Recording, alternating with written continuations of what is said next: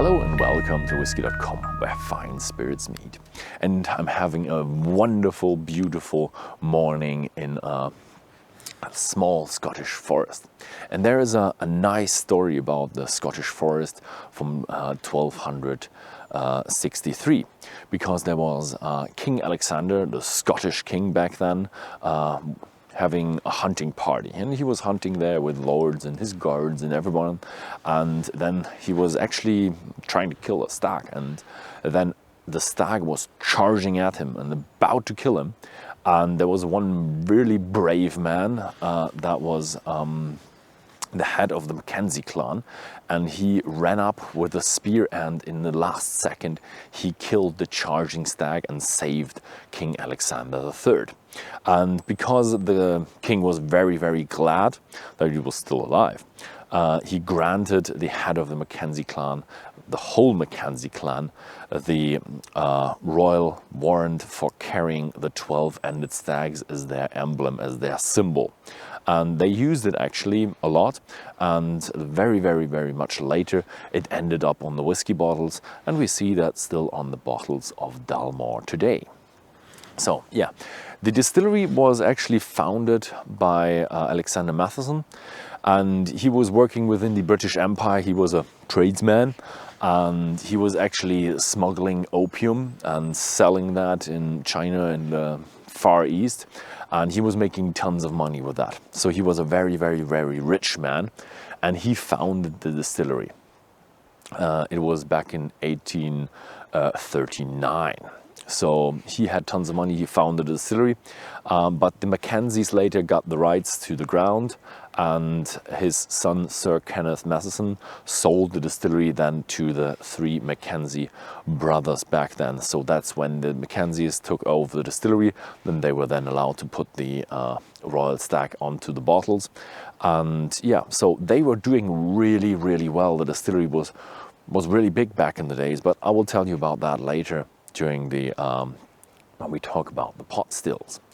And yeah, in 1917 then the Royal British Navy actually got into the Dalmore Distillery, and they were building deep sea mines. It was a perfect place. It was very safe within an arm of the North Sea, and they could produce it very, very, very efficiently and safe from the German U-boats or German Navy. And yeah, but something went wrong, and one of the mines detonated, and yeah, marine mines are really big, so it destroyed the whole distillery basically, and it was a really big disaster. And so the Mackenzie clan, I think they survived, actually sued the Royal Navy, and they had a big legal battle, and it was really bubbling up, and even went before the House of Lords. And all in all, it went pretty well, and they could reopen the distillery in 1922, so 5 years afterwards. And yeah, so the distillery went up, was going very well again, and it was then the Mackenzie Limited, as the company was called back then, coming from the Mackenzie clan, was then later in 1960 fused together with White & Mackay, and they're still part of White & Mackay as a conglomerate of more distillery, which makes them just more efficient to economically survive during these times. Yeah, so I think enough said about the history and all that stuff from the distillery. Let's head down and see how the production is going.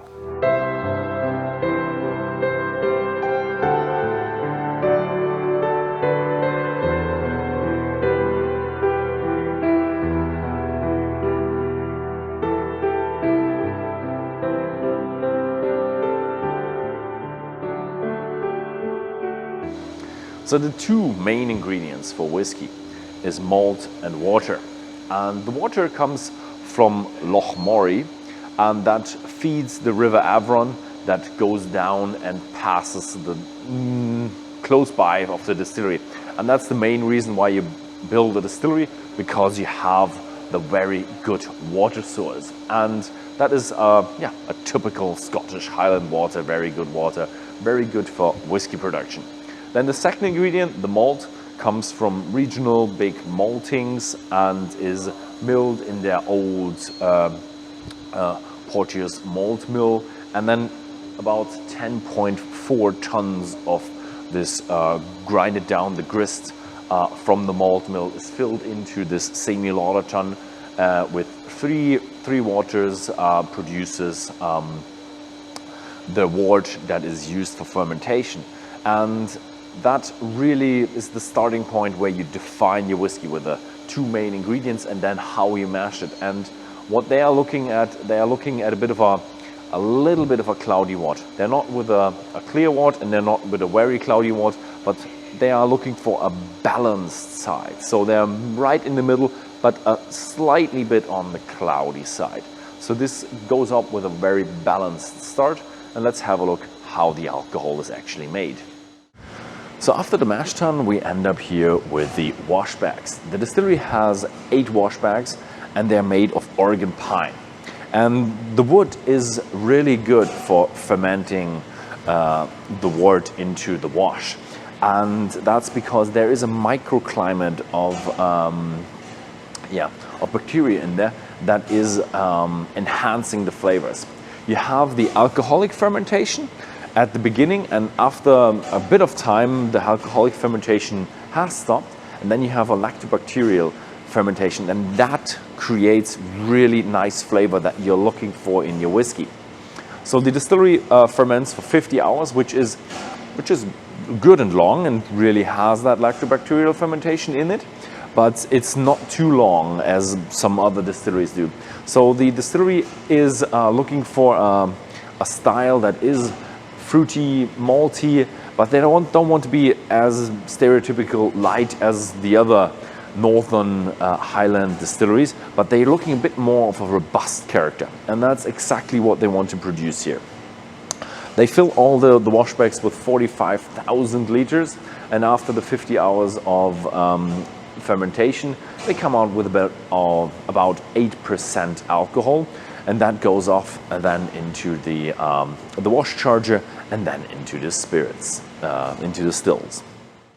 So this here is the still house in Dalmore, and if you look at the still house in Dalmore, then you realize the stillman's job at Dalmore is really hard, because there are so many different stills and you have to look at so many different things.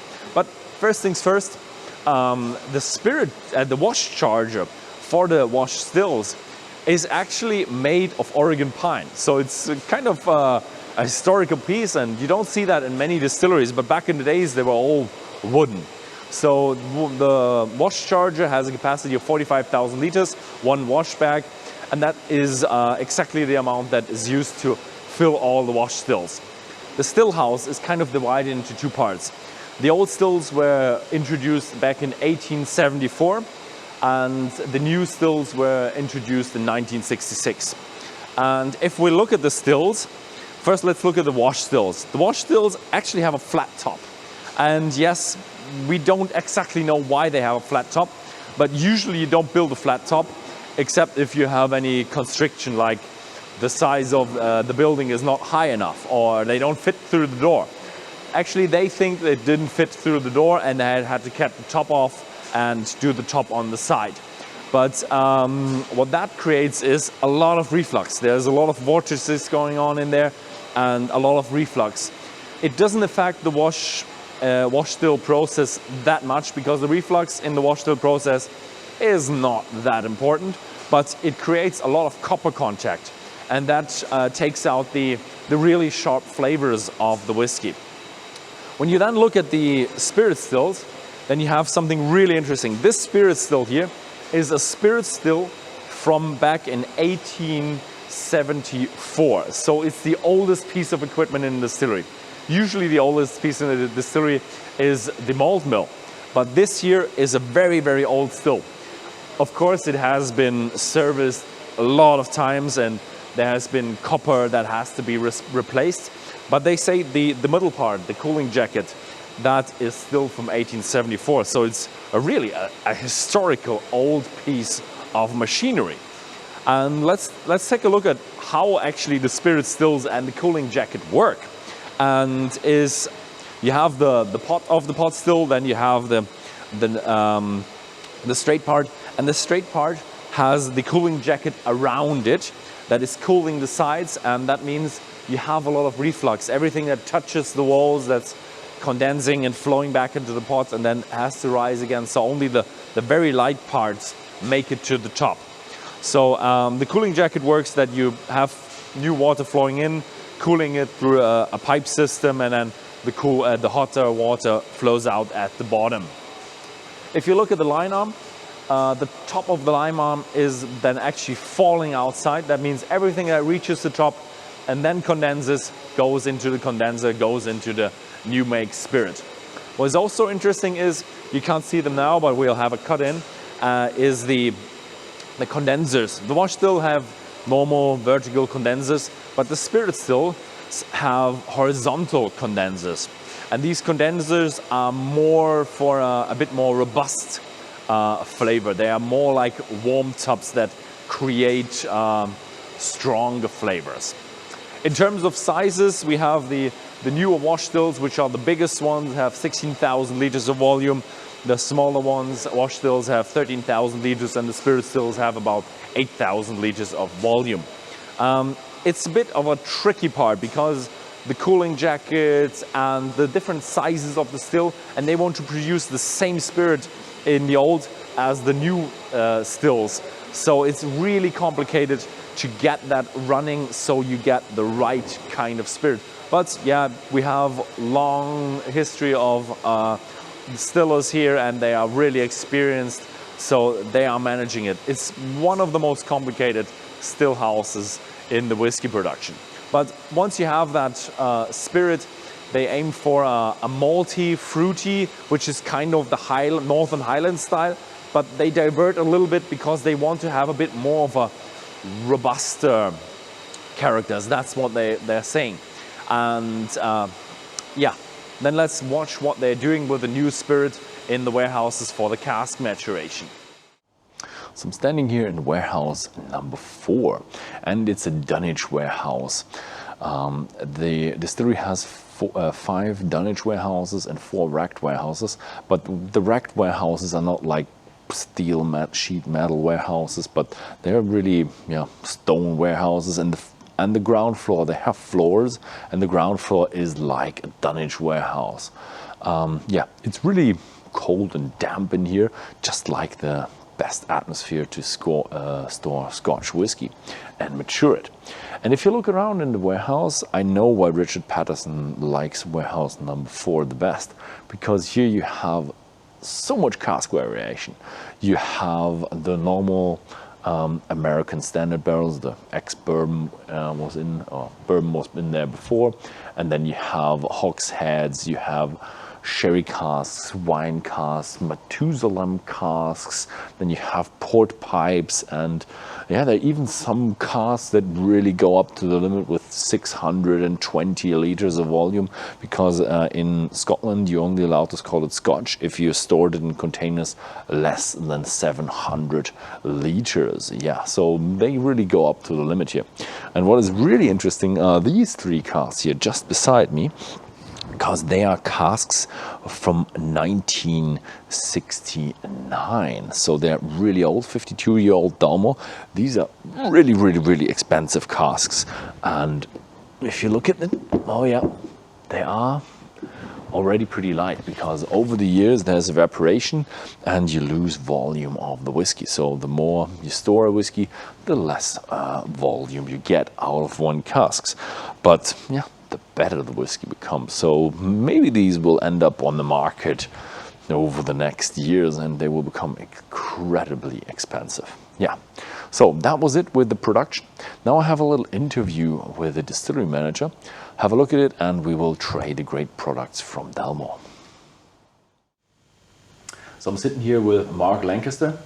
You've been with White & Mackay for 14 years, and you are distillery manager here at Dalmore for over a year. So thank you very much for having us here. Oh, you're welcome. Always nice to show the distillery off. So 14 years of White & Mackay, so how did you become distillery manager? Well, I started out in the quality department for White & Mackay, so I was working across all of the distilleries, analysing whiskies as well as the production processes. And from there led into production in other distilleries before last year taking on the role of manager here at Dalmore, where it's been a steep learning curve as both as in production, but also as this kind of thing of talking to people about whiskey is a little bit different from being in a lab.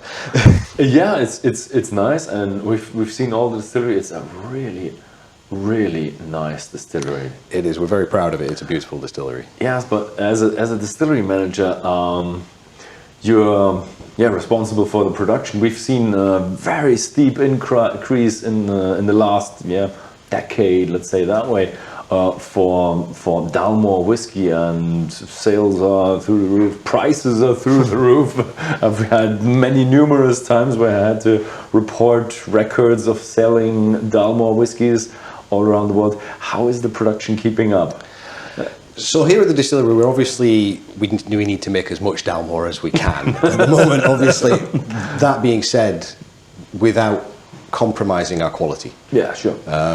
Everything has to make sure that our new make spirit that we make here at the distillery is entirely consistent with Dalmore's house style. We can't, and at the moment, all of our production goes to that house style to make sure that we can then mature our whiskies to produce the products that people are so wanting around the world.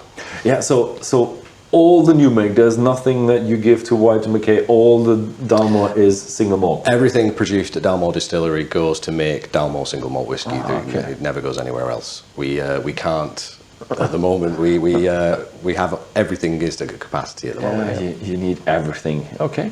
So where we start? Yes, we start with a 12-year-old. 12-year-old, okay. So that's this one. Oh, I'm with the end. We've got the 12-year-old there. So this is the 12-year-old Dalmore is our the first entry in our principal collection. So this is matured the new make in first fill ex-bourbon barrels. All of the Dalmore's new make whiskey begins its life in ex-bourbon barrels. Following a number of years of maturation in there, it is then finished in a selection of sherry casks, Oloroso sherry casks, before then coming to bottling to produce this, and it's bottled at 40% ABV is the Dalmore 12. So obviously when you're nosing this, I prefer to go neat to begin with, and then I'll add some water which can open up some more of the flavours. I can already smell it from here. So you get some citrus and orange on the nose. There's a sweetness, there's the vanilla, which is from the background of the bourbon cask. It's a complex whiskey for its age, is the 12-year-old. Oh, I love it. I love it. It has a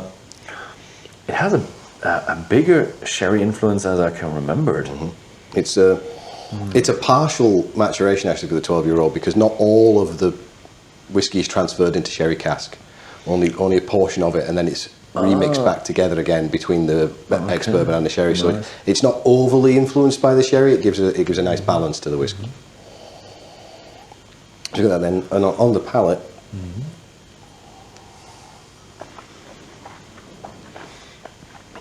And then again, you get the fruits, you get the orange, the kind of Seville orange flavour to it, with that madness, and again that sweetness in the background, which is the vanilla and the kind of almost toffee flavours.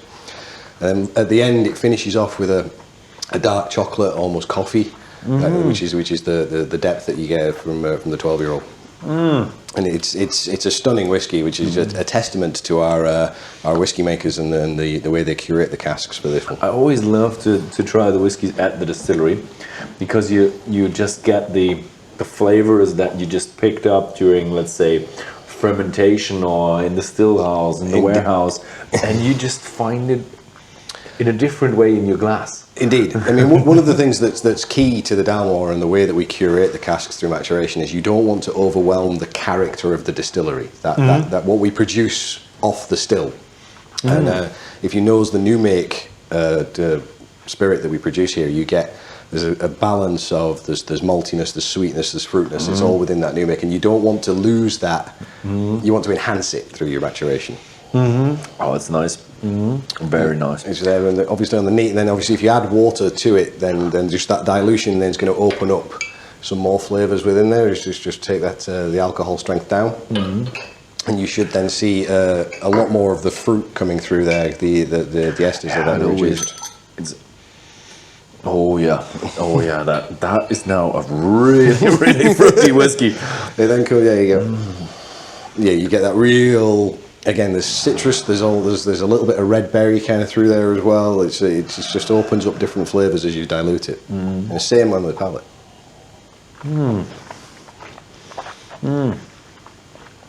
It's again that one. You really, to me, when you dilute it, really that orange comes through quite heavily on there when you're tasting the 12-year-old. Orange is quite prominent. Yeah, it's a good thing, and it's like you say, it's one of these very complex but very accessible whiskies as well. It's nice. It's a nice juicy orange.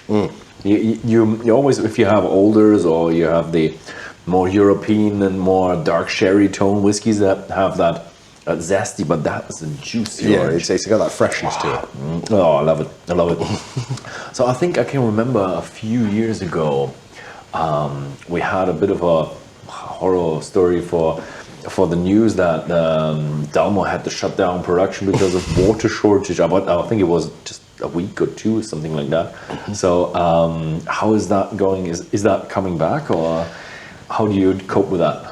So obviously we try and take care of our water very carefully here at Dalmore. We've got responsibility to make sure that we're not utilising too much water, because we take all of our water that makes our whiskies from the River Avron here that flows through Alness, and make sure that everything that we then put out into the Firth as it comes through the distillery is not changed. We do get water shortages. We have processes now in place to mitigate that and reduce our water usage, but again, each and every single process we put in has to be very carefully managed so it doesn't affect the spirit character, but we can still continue production. Okay, so you are countering that a little bit too. A little bit on the countering of there, just to make sure that we can ensure that water supply. In fact, this year we managed to actually run all the way through the summer despite low water levels without impacting production. So they have been successful. Nice. Yeah, I think I've heard that this region here up in the north is a bit like the drier region of Scotland. Here in Alness, we are a little bit. We're in a rain shadow. Now, our water source is up in the mountains behind us, in the Navarra state, but we're still on the eastern end. So as the weather comes in off the Atlantic, a lot of the rain drops on the west, and not quite so much here. To be fair, we still have plenty of water. We're not in a water shortage. You're on the sunny side of Scotland. Maybe not sunny, dry, but not sunny.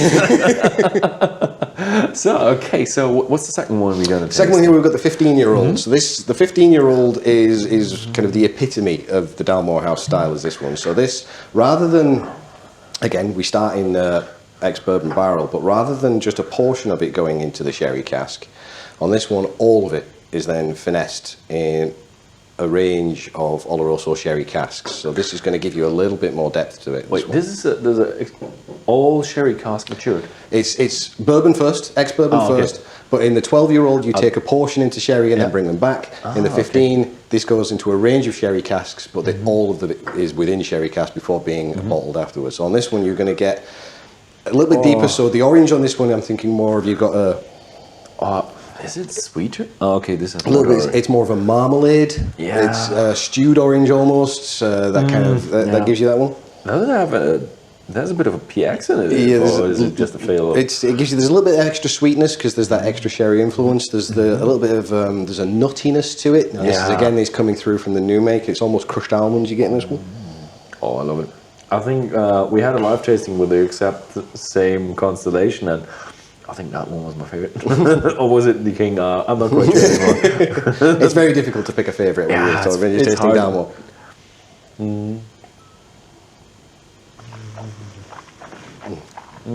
So here on the palate of this one again, it has again that orange flavour, but there's a lot more. There is the sweet, but there's like a chocolate and a dark chocolate and a roast coffee almost in there, especially as it comes to the end of the palate. It's more of a rounded thing. It gives you extra sherry finesse, gives a little bit more depth in there, especially with the fruit and the sweetness of it. Yeah, it has also a bit more impact, a bit more maturity, a bit more age. It's obviously spent a little bit more time. More feels like a little bit more European oak and a little bit more. Definitely more sherry influence. There is, like I said, all of it is then matured there in the sherry. You do have that more of a sherry influence, and obviously the cask has a major influence, but you still don't lose that. You know it's Dalmore. You know it's not been overwhelmed by that. So the orange, is that kind of a bit of a distillery character, huh? Yeah, so orange and the kind of spice, you'll see that in this one especially, you get a little bit of kind of cinnamon spice almost at the end, so that orange and spice is characteristic of the Dalmore. I don't know if it's just because I just was in the production side with the washbacks, but this time I feel a bit of a maltiness going on, yeah? Definitely It is it's that kind of, it's almost biscuity. It's not raw malt. It's because it's if you get a very nice kind of sweet biscuit, it's got almost a little bit of that to the back of it as well. So it does. Again, these are multifaceted things. The great thing I love about Dalmore is you can try these every time, and obviously I've tried Dalmore many times. But there's always something new to find about it. I think I'll be drinking this until I'm 90 and I'll still be finding new flavours. I think they're even going to pay you to drink it. I hope so that long, yeah. Oh, I love it. I just water in your mouth. That's when you find a nice whiskey for me, when you yearn for more. It is this thing. There's many of the distillery operators, the Stillman and Mashman who work here, will say that the 15 is their favourite. That's the one that they will go for.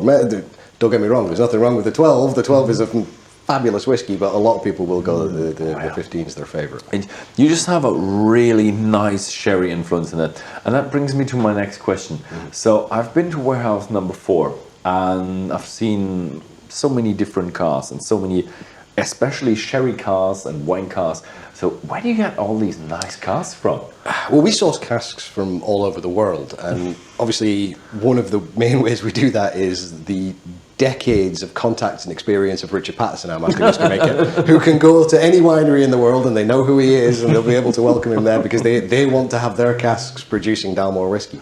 But we have a long-standing exclusive relationship with Gonzalez Baez in Spain, which obviously for a lot of our sherry casks. But we source casks from all over the world. We're in competition with everybody else, obviously, but we at the Dalmore are lucky in the people that we have and the contacts that we have that we're able to source the best casks in the world, because when you make the best whiskey, you've got to have the best casks. Yeah, I've heard the stories about the consumers complaining about the whiskey prices and all the whiskey producers complaining about the cask prices. I think everyone complains about prices at some point, but that's the thing, if you want the best, sometimes you have to pay for it. Yeah, the cask prices and the quality casks are really pricey these days. But they can be, but they're worth it when you get worth it. Like that. Definitely. So then we move on to the 18. This is the 18-year-old. So this one is slightly different again. This time, again, begins in first fill bourbon casks, but this time the extra maturation is transferred into exclusively Methuselah Oloroso sherry casks, exclusively from Gonzalez Baez. So this is just one.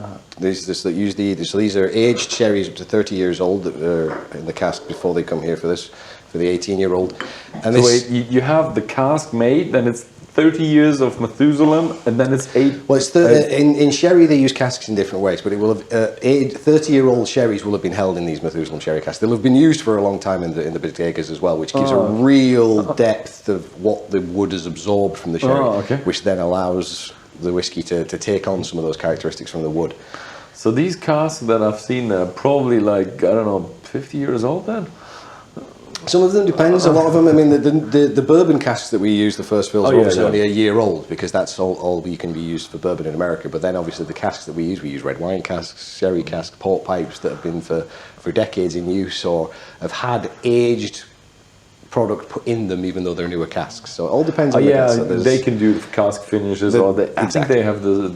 Aren't these the guys also with the Solera where you have that? Indeed. So you put your new wine in the end, and it comes out at the end, and it's worked through all the barrels. So people have used those for decades. I mean, the ask of what you can do with an oak cask is fascinating. We could spend hours talking about that.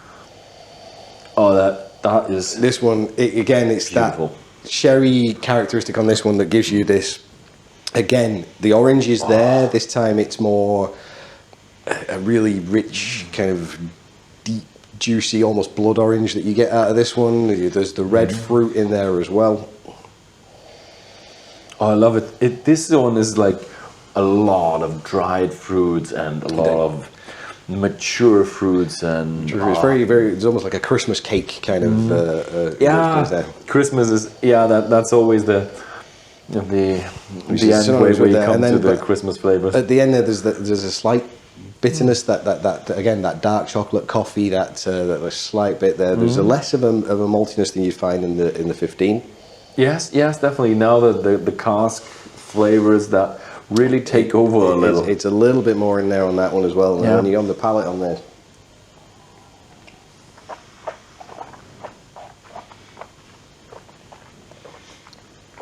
It's on this one you get the layers, and you can taste the sherry influence on this one, even though you still have that Dalmore House style. But it's again sweeter, a lot more of the fruit led on the 18, as there is probably for the 12 and the 15.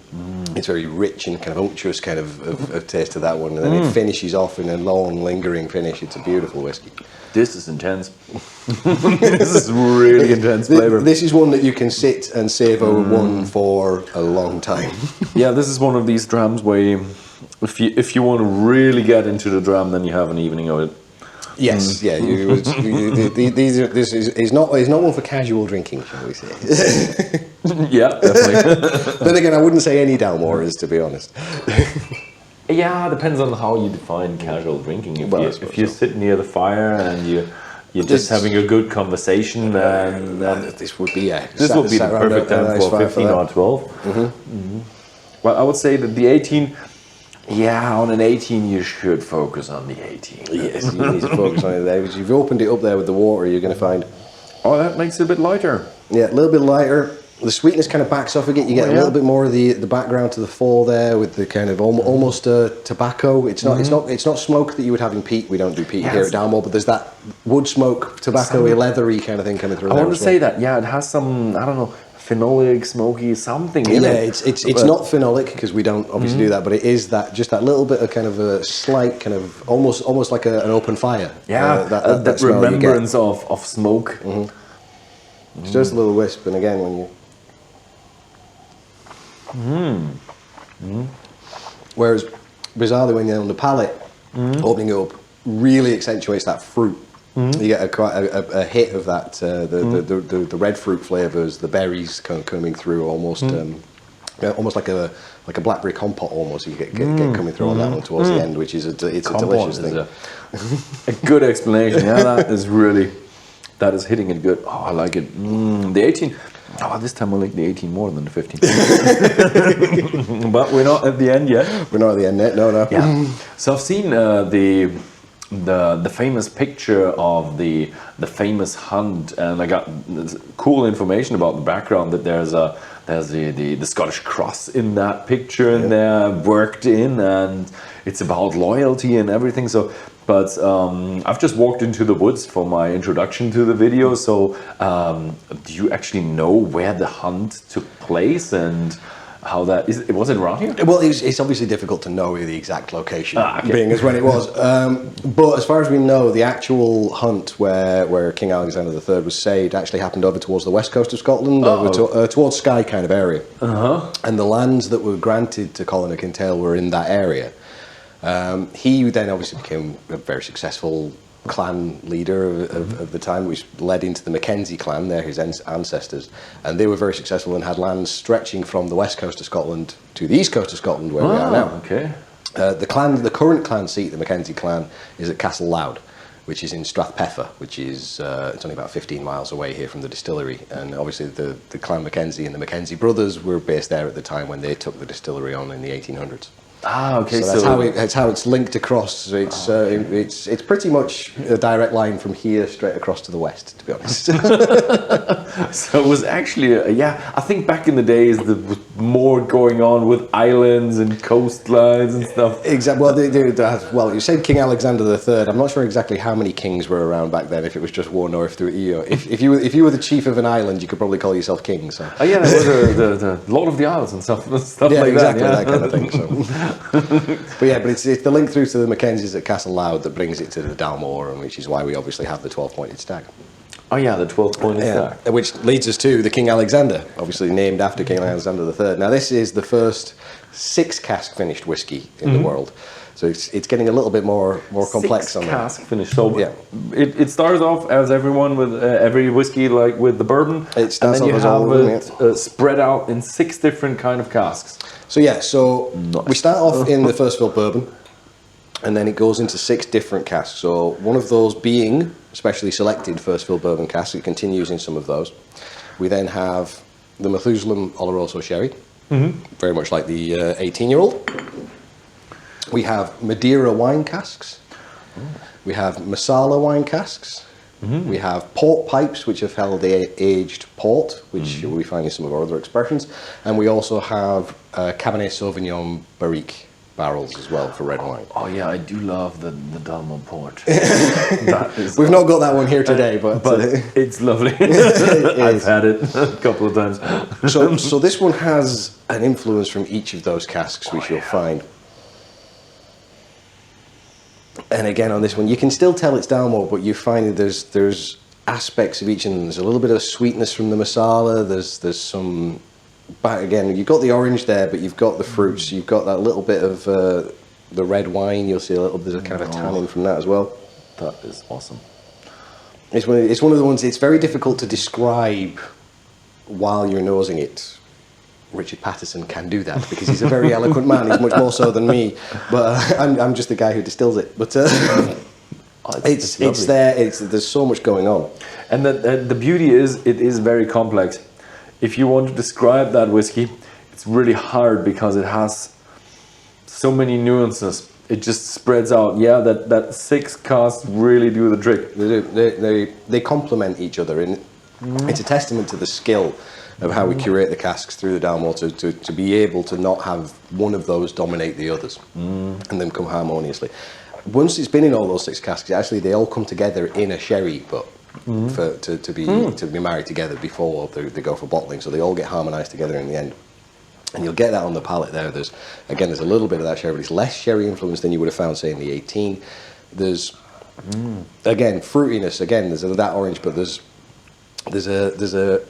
a freshness as well as Alexander, but it's not one-dimensional. It's very difficult to describe because you've got that many flavours going on in there that it's a stunning whiskey. It's a beautiful thing, but it's one of those ones that you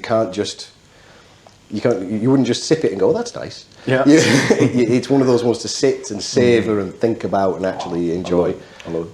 I love it that you have so much wood going on in your production. Very traditional. You have the wooden washbacks. You even have the wooden wash charger. I love it. Indeed, yeah. It's a very strange thing. The tradition in Scotch whisky making, and here at Dalmore, we don't throw away a tradition if it works.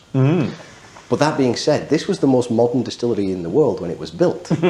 So we don't shy away from modern advances to make things better. So for example, we were talking there about water reduction. We're using modern technology so that we don't impact our environment. But we're still using the traditional practice because why would you change a wooden wash charger when it works?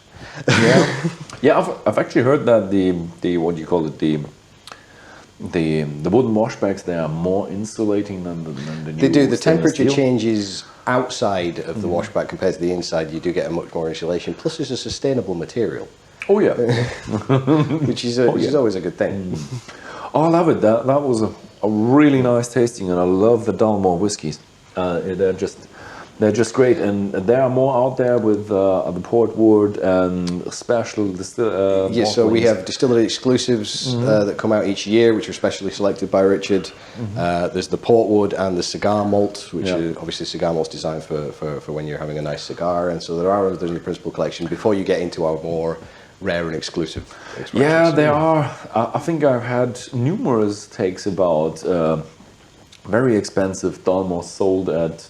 Was it Sotheby's or was it? Yeah, recently the latest one is the Dalmore Decades collection. This is a collection of 6 whiskies, specially selected by Richard, that go across the decades, and that sold just recently for a significant sum of money. But these are simply because the Dalmore is very suitable for extended aging, so we have quite a lot of aged stocks of older whiskies, and those older whiskies are rarer, and therefore that's why they go. But they're also stunning. Just see what was it, 69 casks in Yep. the warehouse before. They are really, really nice. Yeah, So, we look after those ones carefully. Definitely, definitely. So, thank you very much for having us, showing us around the distillery.